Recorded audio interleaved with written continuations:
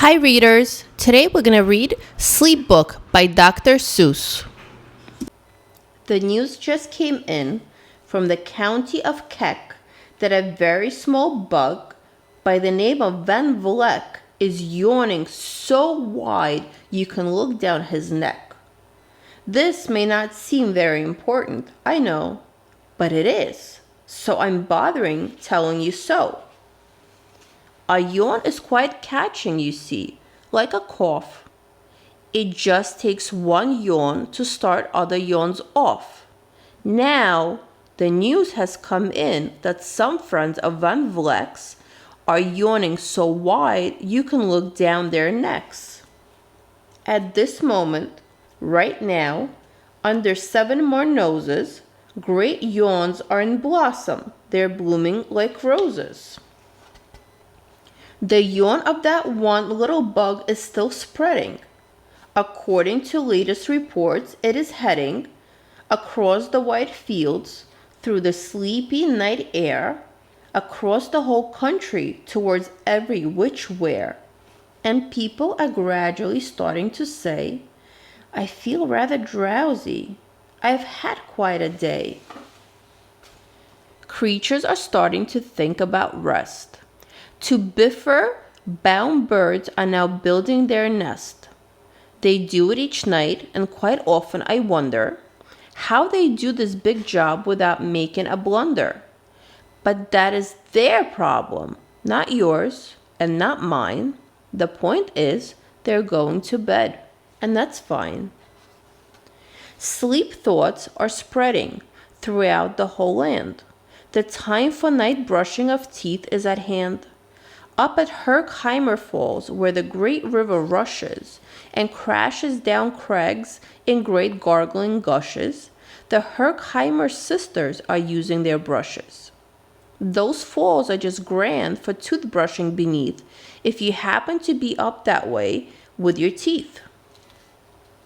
The news just came in from Castle of Krupp that the lights are all out and the bridge is up.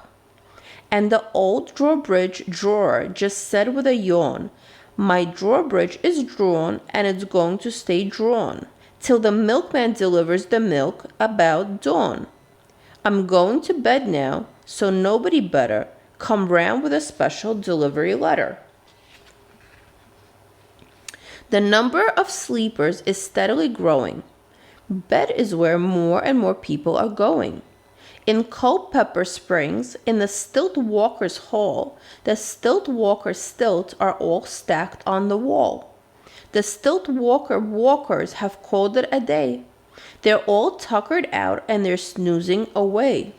This is very big news. It's important to know, and that's why I'm bothering telling you so. Way out in the west, in the town of Merced, the Hinklehorn Honking Club just went to bed. Every horn has been quietly hung on a hook for the night in its own private Hinklehorn nook. All this long happy day they've been honking about, and the Hinklehorn honkers have honked themselves out. But they'll wake up quite fresh in the morning, and then they'll start right in the Hinklehorn honking again. Everywhere, creatures are falling asleep. The collapsible Frink just collapsed in a heap. And by adding the Frink to the others before, I'm able to give you the Who's Asleep score. Right now, 40,404 creatures are happily, deeply in slumber. I think you'll agree that's a whopping fine number. Counting up sleepers? Just how do we do it?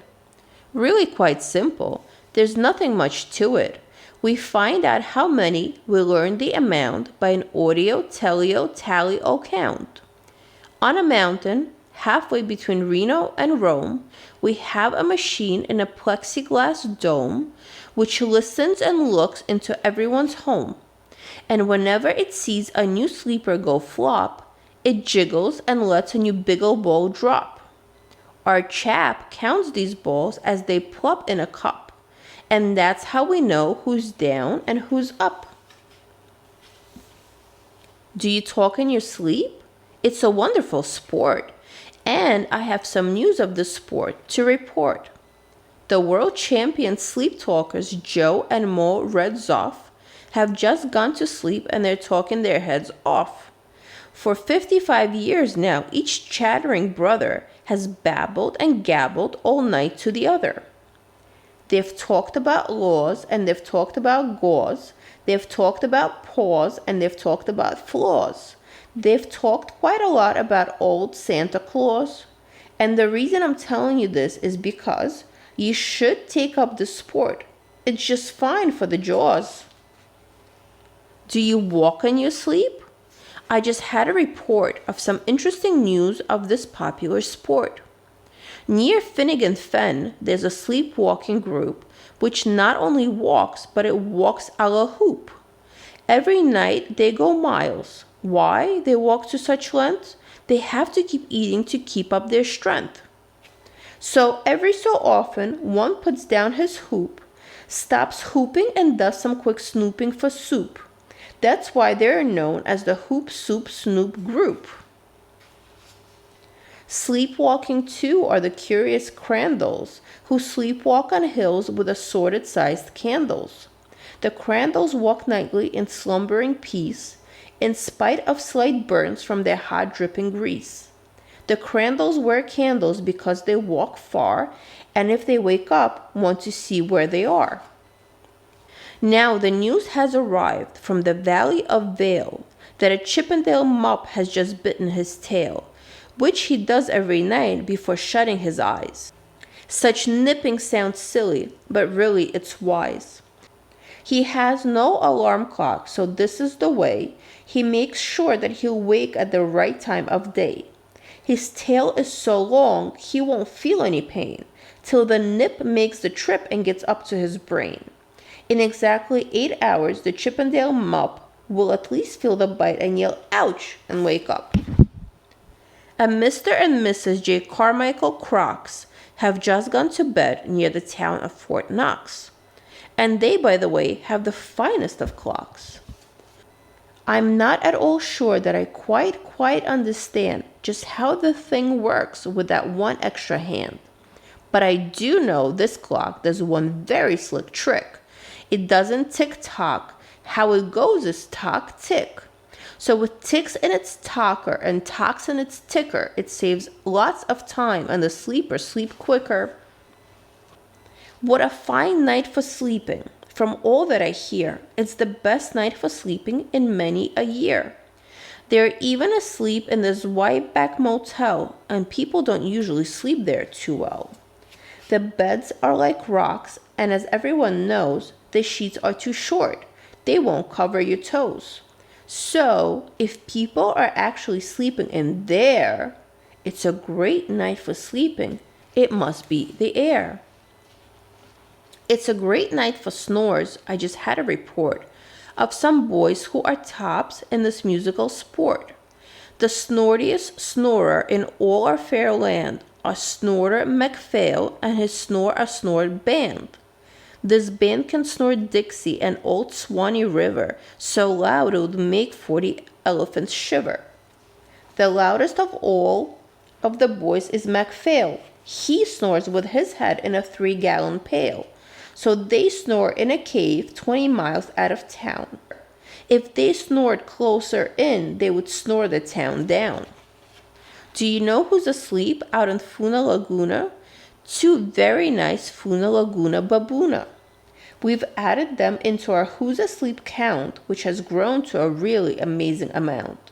Exactly 8,808 creatures are sleeping now. Isn't that great? A jet is in bed, and the bed of a jet is the softest of beds in the world, it is said. He makes it from pompons he grows on his head. And he's sleeping right now on the softest of fluff, completely exhausted from growing the stuff. The news has come in from the district of Doft that 2 oft are asleep and they're sleeping aloft. And how are they able to sleep off the ground? I'll tell you. I weighed one last week and I found that an oft is so light he weighs -1 pound. A moose is asleep. He's dreaming of moose drinks. A goose is asleep, he's dreaming of goose drinks. That's well and good when a moose dreams of moose juice, and nothing goes wrong when a goose dreams of goose juice. But it isn't too good when a moose and a goose start dreaming they're drinking the other one's juice. Moose juice, not goose juice, is juice for a moose. And goose juice, not moose juice, is juice for a goose. So when goose gets a mouthful of juices of mooses, and moose gets a mouthful of juices of gooses, they always fall out of their beds screaming screams. So I'm warning you now, never drink in your dreams. Speaking of dreaming, I think you should note that the Bumbletop Club is now dreaming afloat. Every night they go dreaming down Bumbletop Creek, except for one night every third or fourth week, when they stop for repairs, 'cause their bumbletubs leak. But tonight they're afloat, full of dreams, full of bliss, and that's why I'm bothering telling you this. At the fork of a road in the Vale of Vavode, 5-foot weary salesmen have laid down their load.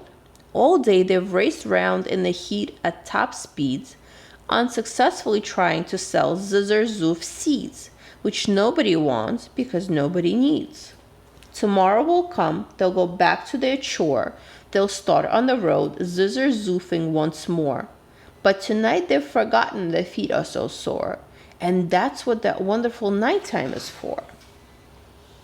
Everywhere, creatures have shut off their voices. They've all gone to bed in the beds of their choices. They're sleeping in bushes, they're sleeping in crannies, some on their stomachs and some on their fannies. They're peacefully sleeping in comfortable holes, some even on soft tufted barbershop poles. The number of sleepers is now past the millions. The number of sleepers is now in the billions. They're sleeping on steps and on strings and on floors, in mailboxes, ships, and the keyholes of doors. Every worm on a fish hook is safe for the night. Every fish in the sea is too sleepy to bite. Every whale in the ocean has turned off his spout. Every light between here and Farfoodle is out.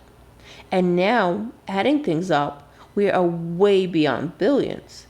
Our Who's Asleep score is now up in the zillions.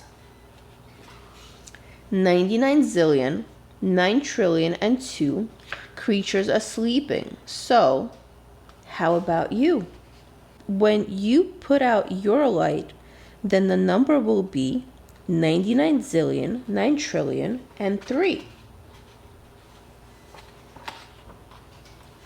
Good night.